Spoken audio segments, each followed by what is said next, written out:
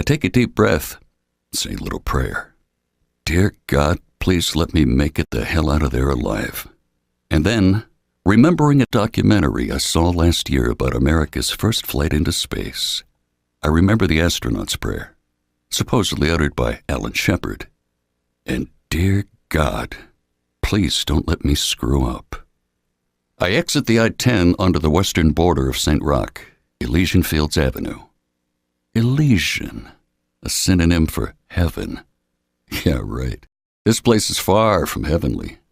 Other parts of the city, just a few miles away, are packed with tourists and partygoers. Booze is bubbling, business is booming, life is good, really good. Here, not so much.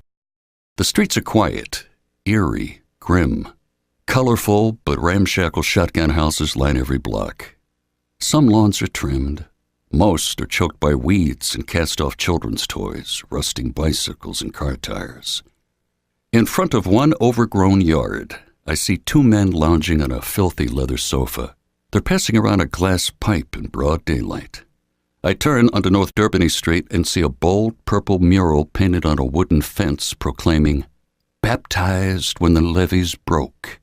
In front of it, two homeless men are screaming at each other over a shopping cart full of soda cans.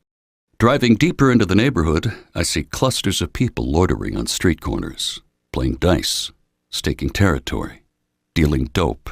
More than a few are wearing yellow t-shirts, yellow shorts, yellow bandanas. Franklin Avenue gang colors. I tilt the brim of the Pelican's cap I've got on a little lower over my sunglasses and sink down into my seat. I grip the steering wheel tighter with my left hand, resting my right on the Smith & Wesson tucked in the waist of my jeans. I'm not looking for trouble, but I'm ready if trouble finds me. But now that you mention it, she continues, the police were here on Thursday, round 2 o'clock in the morning. The sirens and shouting woke me up. I was mad as hell until I saw they were finally taking care of that crack house on Johnson Street. Finally? I ask. I called him about it a few times. Damn things seem to pop up out of nowhere. One day it's an empty old shack. The next, mean-looking folks are coming and going like it's a Winn-Dixie the day before Thanksgiving. Jackpot! If what Cunningham told me is true, that the sleeper cell keeps setting up new locations at the drop of a hat, this woman's story makes sense. What do you mean by mean-looking? I ask. Were they Arab? The woman cracks a sassy smile. Child, she says, they look like you. A couple were talking in Spanish, but most, they were white folks. White? All right, so much for a jackpot. Maybe it's a bust. Damn it.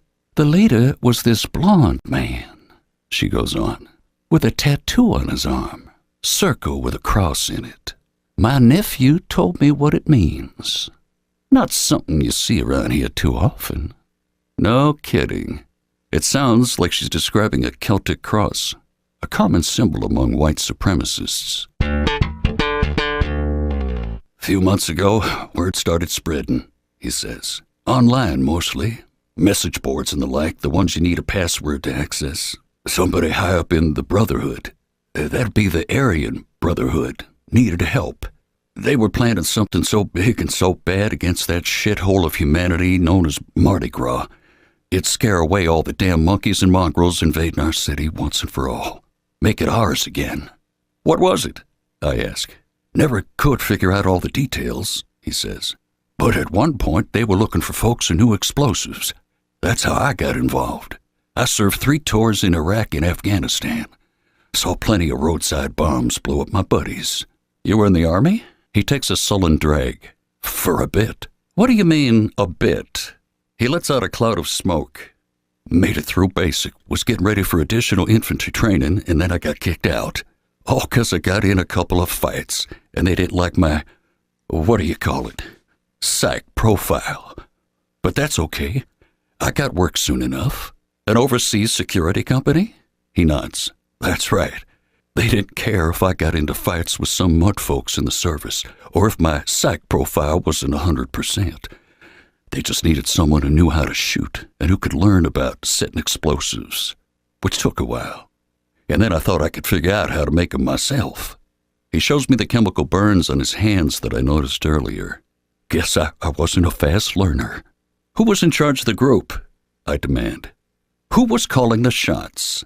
That's the thing. It was like everybody was getting their orders separate.